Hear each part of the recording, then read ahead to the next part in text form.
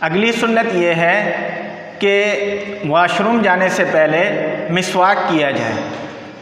وضو کرنے کے ساتھ مسواک کرنا الگ سنت ہے، اور اٹھنے کے بعد، بیدار ہونے کے بعد مسواک کرنا الگ سنت ہے۔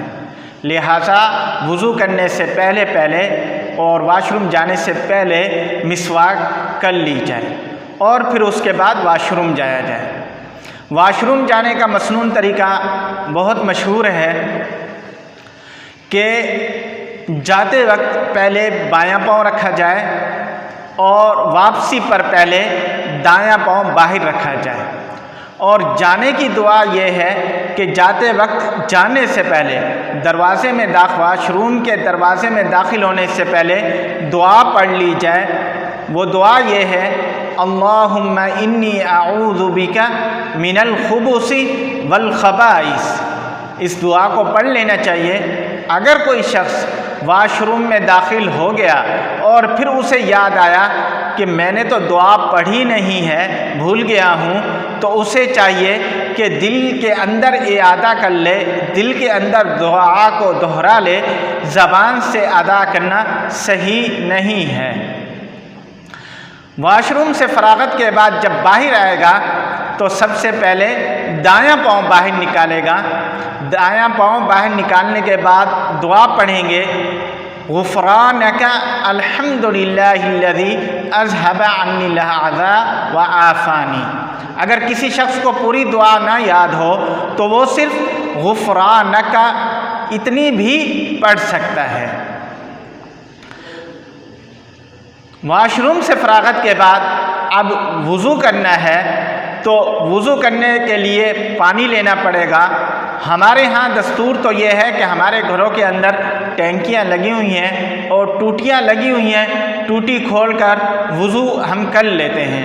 لیکن اگر کسی شخص کا ایسی جگہ رات بسر کرنے کا موقع آئے کہ وہ وہاں پر پانی جو ہے ٹینکی کے اندر موجود نہیں ہے بلکہ کسی بالٹی کے اندر ہے یا کسی ٹب کے اندر ہے، تو اس صورت میں پانی لینے کے لیے کسی مگ وغیرہ کا استعمال کرنا چاہیے، ڈائریکٹ ہاتھ پانی میں نہیں ڈالنا چاہیے۔ اب وضو کرنے سے پہلے ہم کیا کریں گے؟ وضو کرنے سے پہلے ہم دعا پڑھیں گے: بسم اللہ الرحمن الرحیم، اور پھر اپنے دونوں ہاتھوں کو گھٹنوں تک، یہاں تک دونوں ہاتھوں کو دھوئیں گے، اور دونوں ہاتھوں کو دھونے کے دوران یہ کریں گے کہ انگلیوں کے درمیان کا خلال بھی کریں گے، یعنی کہ اس طرح ان دونوں ہاتھوں کا خلال بھی کرنا ہے تاکہ یہ انگلیوں کے درمیان والی جو جگہ ہے یہ خالی نہ رہ جائے۔ ہاتھ دھو لینے کے بعد ہم مسواک کریں گے۔ مسواک اس طرح کریں گے کہ دائیں طرف سے ابتدا کریں گے، کہ مسواک کی ابتدا دائیں طرف سے کریں گے۔ یہ میرے پاس مسواک ہے، اور اس کو پکڑنے کا طریقہ یہ ہے کہ یہ دیکھیں کہ 3 انگلیاں اس کے اوپر رکھیں گے اور چھوٹی انگلی اور انگوٹھا نیچے کی طرف کر کے اس کو اس طرح، مسواک کو اس طرح پکڑیں گے، اور پکڑ لینے کے بعد اس کو پانی سے تر کر کے پہلے دائیں طرف کریں گے، پھر بائیں طرف، پھر دائیں طرف، پھر بائیں طرف، پھر دائیں طرف، اور پھر بائیں طرف۔ اس طرح 3 دفعہ یہ مسواک کرنی ہے، اور مسواک کر لینے کے بعد پھر کلی کرنی ہے تاکہ اندر مسواک کے جو ذرات ہیں وہ باہر آ جائیں۔ اگر کسی شخص کے پاس مسواک نہ ہو تو پھر اس صورت میں وہ 3 بار کلی کرے گا، اور تینوں بار اپنے دائیں ہاتھ کی انگلی، شہادت والی انگلی، پہلے دائیں طرف اور پھر بائیں طرف پھیرے گا۔ اس طرح 3 دفعہ کرے گا، اور یہ کلی جو ہے یہ دائیں ہاتھ سے کرنی ہے۔ پھر اس کے بعد ہم نے ناک میں پانی ڈالنا ہے 3 دفعہ۔ تو اکثر لوگوں کو دیکھا گیا ہے کہ وہ کلی تو دائیں ہاتھ سے کرتے ہیں اور ناک میں جو پانی ڈالتے ہیں وہ بائیں ہاتھ سے ڈالتے ہیں، لیکن سنت یہ ہے کہ جس طرح کلی کرتے وقت دائیں ہاتھ سے پانی ڈالا جاتا ہے، اسی طرح ناک میں بھی پانی ڈالتے وقت دایاں ہاتھ استعمال کیا جائے گا۔ لیکن دایاں ہاتھ سے ناک میں پانی ڈالنے کے بعد ناک کو جو صاف کرنا ہے وہ بائیں ہاتھ کی چھوٹی انگلی سے ناک کو صاف کرنا ہے۔